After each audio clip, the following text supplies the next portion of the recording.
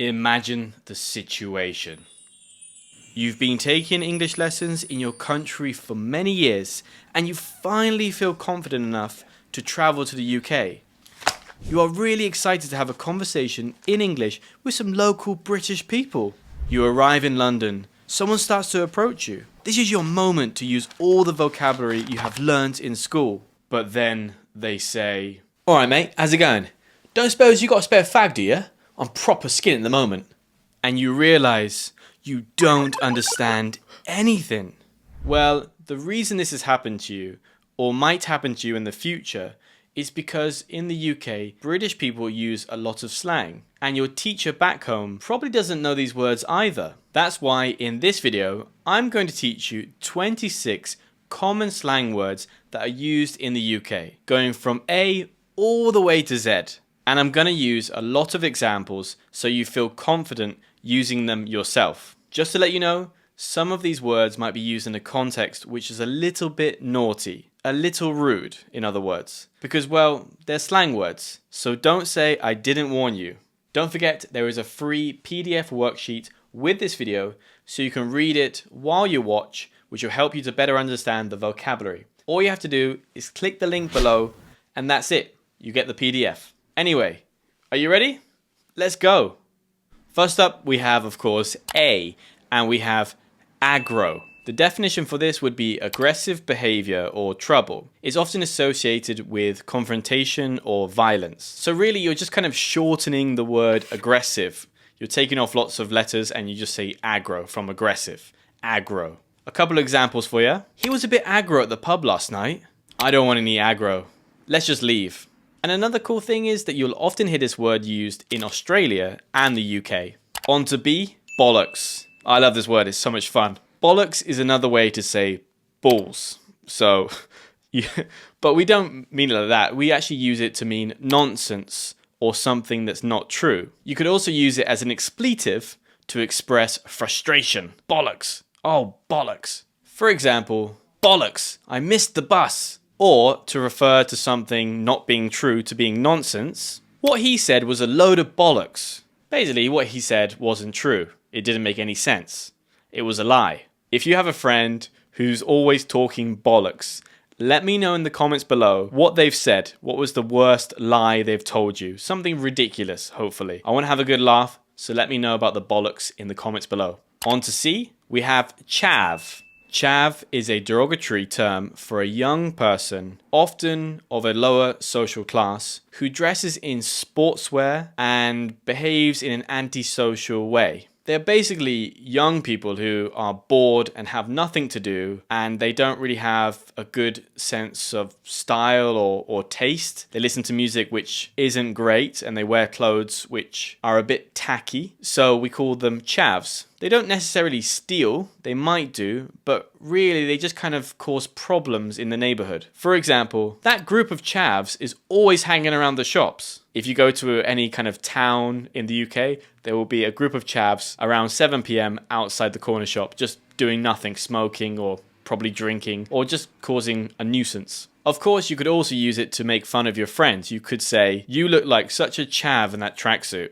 D, dodgy. Suspicious, dishonest, or of poor quality. For example, that guy seems a bit dodgy. I wouldn't trust him. So he doesn't look like he's the most honest person in the world. Maybe looks a bit suspicious, like he's going to do something bad. He looks dodgy. Or, of poor quality, that meat smells a bit dodgy. I wouldn't eat it. E, Egypt. Egypt. Another one of my favorites. I love this one. It's really fun to say and it reminds me of my childhood growing up in a Irish-British family household.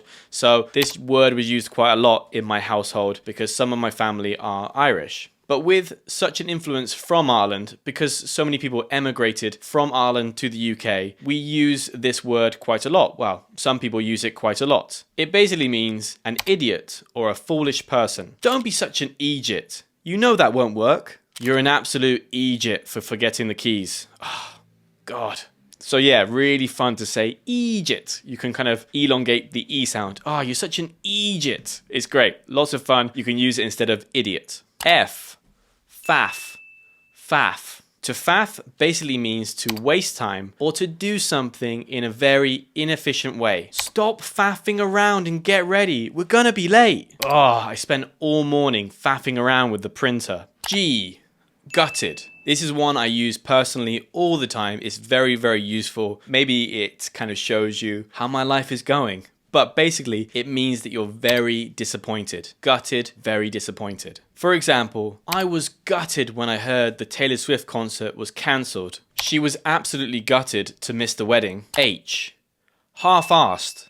This means done with little effort or care. Basically, poorly done. If you didn't already know, arse, without the D, is a word that we use in the UK instead of ass. So in the US, they say ass, and we say arse. Another word for bottom, basically. So here, half-assed is basically like you've got up off the sofa, off your bottom, and you've done something, an activity, a task, with as little effort as possible, so you've half-assed it. That's kind of the logic behind it, if that makes sense. Here's some examples. That was a half-assed attempt at cleaning your room. To be honest, his apology was half-assed. In other words, the apology that he made, he didn't really mean it. He basically says something like, yeah, I'm sorry, or soz. It's like he didn't put any effort into it, so he didn't really mean it. So he half-assed the apology. I. You have to know this one. You have to know this one if you're going to the UK. It's essential. It's the most important slang word in the UK. Everyone uses it. They might not want to use it, but they definitely use it sometimes. It just kind of comes out. I, in it.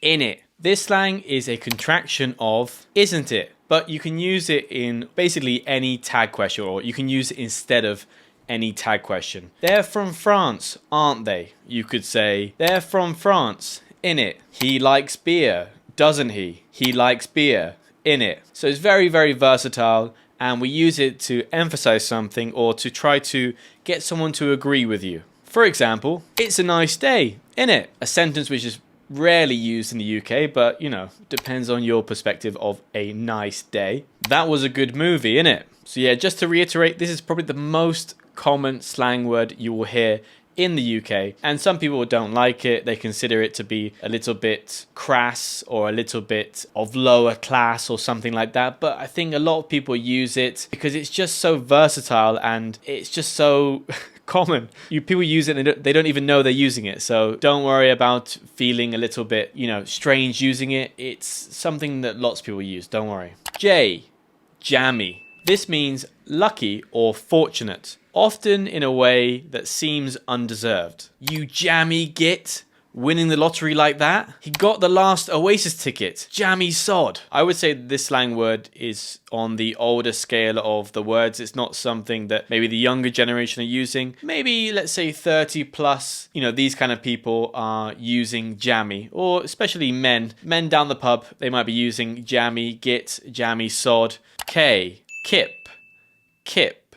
This basically means to sleep or to nap, really, like a little sleep. So a nap. For example, I'm gonna have a quick kip before dinner. I didn't get much kip last night. I'm knackered. Knack is another good word. I couldn't fit it in there because we could only do one word per letter in the alphabet. But knackered means very tired, and it's used all the time among every sort of age group or level of social class. Knackered. In other words, exhausted. L, loaded. Loaded means very wealthy or rich. He's absolutely loaded. He just bought a new mansion. You can tell she's loaded by the car she drives. M, mate. Another really, really, really, really useful and common slang word in the UK, just like in it. Mate is a word that we use to say friend. It's a nice way to kind of bond with someone, although it's not always used in that way, but 99% of the time it's used with a friend. You might use it with a stranger or somebody that's annoyed you in the street, for example, and be like, oh, come on, mate, don't do that. So you could use it with someone who's not actually your friend or your companion, let's say, but usually it's with a friend that you know quite well. For example, I'm meeting up with my mates at the pub tonight. Cheers, mate. I owe you one. Cheers is actually another word that I want to explain real quick. It just basically means thank you. It's an informal way of saying thanks or thank you. So instead of saying thanks, next time somebody buys you a drink in the pub, you can say cheers or cheers, mate. N, Nick. So this word can be someone's name, of course, Nicholas, Nick, but it also means in slang, in British slang, to steal something. Or it could also be a slang term for prison, the place where you go if you steal a lot of things and you get caught by the police. For example, somebody nicked my wallet on the bus. Where's Daniel? He's in the nick for burglary. Oh, offie. Offie. Just like aggro at the beginning, this is a word that's being shortened. So it means off license. An off license is a place where you can buy alcohol and then take it to your house or take it to a party. So it's basically, in other words, a liquor store. But that liquor store is used in the US. In the UK, we say offie or off license. I'm popping down the offie to grab some beers. Let's grab a bottle of wine from the offie. Peckish. I love this word. I use it all the time. It basically means that you're a little bit hungry. Not starving. That's very hungry. Peckish is when you're on the way to becoming very hungry. So you have that little bit of grumbling in your stomach. You're becoming hungry, let's say, so peckish. I'm feeling a bit peckish. Fancy a snack? If you're peckish, there are some biscuits in the cupboard. Quid.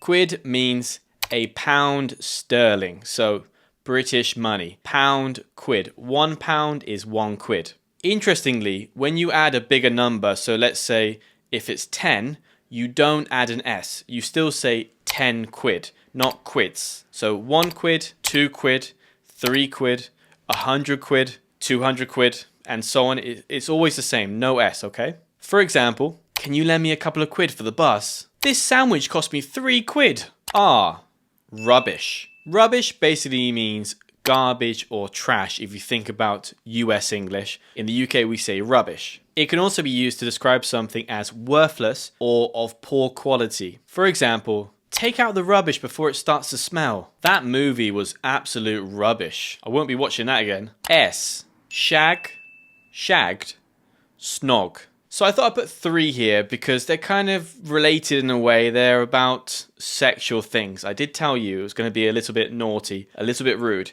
So if this is not your cup of tea, turn off now. It won't be that rude, but it has a reference to that. So shag is basically a way of saying sexual intercourse, to have sex. Did you shag?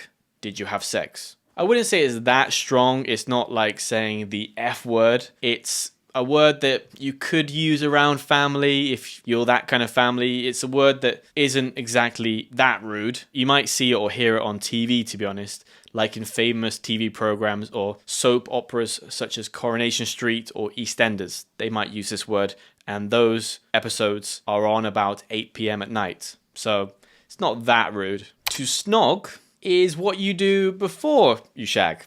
To snog means to kiss passionately. So, for example, they were snogging in the corner all night. Sounds like a bit of office gossip, to be honest. But yeah, snog means to kiss passionately. And then shagged is a little bit different. It means extremely tired or exhausted. I'm absolutely shagged after that workout. Twat.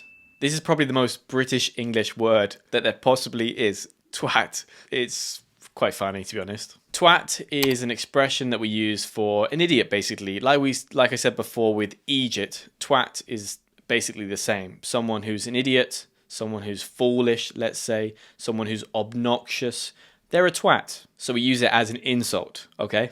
He's such a twat. He's always acting like he knows everything. Don't be a twat. Just apologize. So the last one might be a sentence that's used between friends. It's something you could use with a friend, like don't be stupid, don't be an idiot, don't be a twat. Just make it right, do the correct thing, apologize or whatever it may be. Don't be a twat, don't be stupid, don't be an idiot. So you could use it with friends if you want them to do something or if they've done something bad and you want them to fix it. Uni. Uni, again, is a word that has been shortened. So it's been shortened from university. I'm starting uni in September. She met a boyfriend at uni. Veg out. This means to relax and do nothing. Often in front of the TV all day. I'm just going to veg out this weekend and watch some movies. After a long week, all I want to do is veg out on the sofa. Wanker.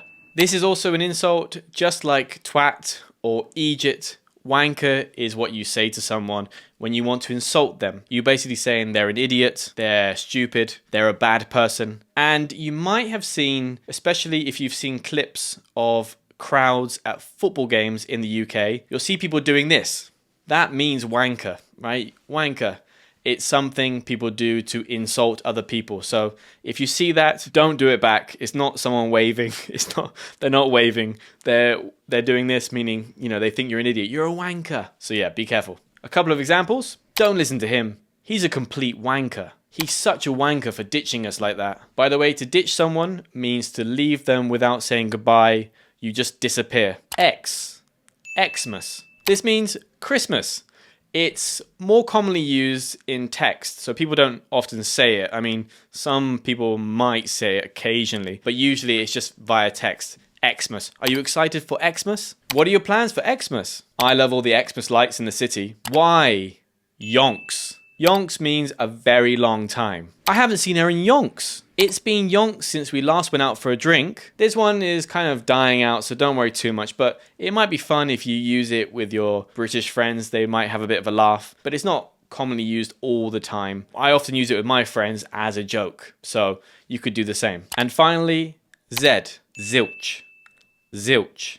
Zilch means nothing, zero. I've got zilch done today. He knows zilch about cars.